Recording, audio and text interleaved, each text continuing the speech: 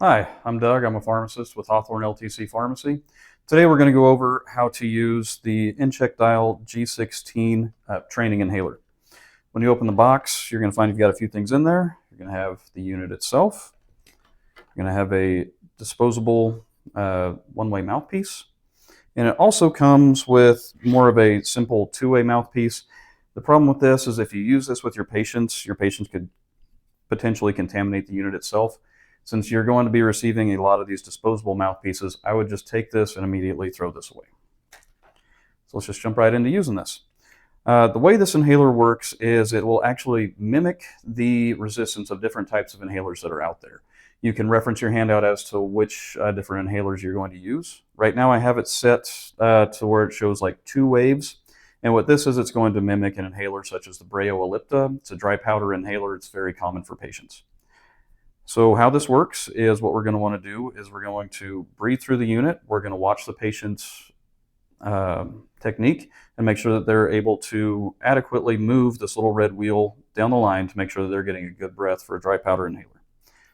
So first we're going to put the disposable mouthpiece on there. Make sure that your arrow is pointing the same way that all the other arrows are pointing. Have them go ahead and place it up to their lips. And before they inhale, you make sure they do a nice deep exhale. So then put it up to their lips and breathe in. And then once they've done that, you can look at the training inhaler. Right there, I've got the red wheel pretty much right in the middle of this green zone for a dry powder inhaler, and that's exactly what we want to see. If you're able to see your patient demonstrate that type of technique, they're right where they need to be and they're going to use their inhaler effectively. To reset this unit, you're going to want to take the mouthpiece off. You can either dispose of that or put their initials on it and use it again if they need it.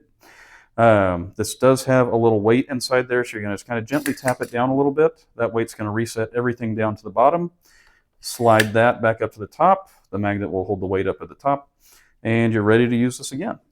Quick reference, it does have the different resistances and inhalers that this is going to mimic. To twist, all you do is just kind of go back and forth that way and make sure that this arrow lines up exactly with the wave that you're looking to use. If you have any questions, don't hesitate to give us a call at Hawthorne LTC Pharmacy. We'll be happy to help you in any way we can. Thank you.